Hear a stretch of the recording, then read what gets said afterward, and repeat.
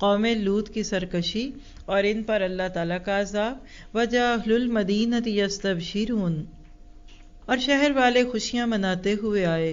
لوط علیہ السلام نے کہا یہ لوگ میرے مہمان ہیں، تم مجھے رسوا نہ کرو، اللہ سے ڈرو اور مجھے رسوا نہ کرو۔ وہ بولے کیا ہم نے تجھے دنیا بھر کی ٹھیکیداری سے منع نہیں کر رکھا؟ تانا دیا ان کو۔ لوط علیہ السلام نے کہا اگر تمہیں کرنا ہی ہے تو یہ میری بچیاں موجود ہیں، تیری عمر کی قسم وہ تو اپنی بدمستی میں سرگرداں تھے۔ پس سورج نکلتے نکلتے انہیں ایک بڑے زور کی آواز نے پکڑ لیا۔ بالآخر ہم نے اس شہر کو اوپر تلے کر دیا اور ان لوگوں پر کنکر والے پتھر برسائے۔ بلا شبہ بصیرت والوں کے لیے اس میں بہت سی نشانیاں ہیں۔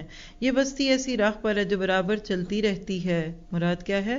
عام گزرگاہ ہے، اور اس میں ایمانداروں کے لیے بڑی نشانی ہے۔ قوم لوط کا فعل لواتت انتہائی ناپسندیدہ فعل ہے۔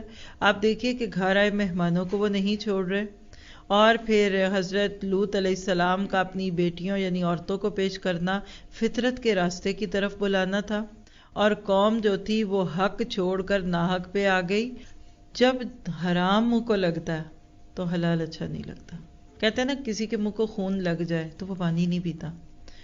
آج بھی کئی ایسے جوان لڑکے لڑکیاں شادی سے صرف اس لیے دور بھاگتے ہیں کہ گندگی منہ کو لگ گئی، اور کئی شادی شدہ بلکہ ایک آدھا بچہ ہوا وہ شخص بھی آج بالکل سب چھوڑ چھاڑ کر اس گندے فعل میں جا چکا۔ گھر ٹوٹ گیا، بیوی چلی گئی، بچے چلے گئے، لیکن یہ گندگی پاس سے نہیں اترتی۔ تو اپنی نسلوں کو اس سے بچانے کے لیے ہر ممکن کوشش کرنی ہے اس کتاب کو عام کرنے کی۔ اس کے ساتھ آپ دیکھیں گے کہ دنیا میں جو روشنی آئے گی لوگ بھی آپ کو دعائیں دیں گے۔ کوئی اپنی فطرت کے اعتبار سے ایسی گندگیوں کو پسند نہیں کرتا۔ انسان تو انسان، جانور بھی پسند نہیں کرتے سوائے خنزیر کے۔ وہ اپنی مادہ کے ساتھ بھی اور اسی طرح اپنے میل کے ساتھ بھی تعلق پیدا کرتا ہے۔ تو جو انسان کھاتا ہے اس کا اثر کچھ نہ کچھ تو آتا ہے۔ تو اپنی خوراکوں کو بھی ٹھیک کریں، اور اپنے بچوں کو بھی کہیے جو کھا رہے ہیں کبھی چپس کے نام پہ کوئی سنیکس کے نام پہ اس کے انگریڈینٹس پڑھیں۔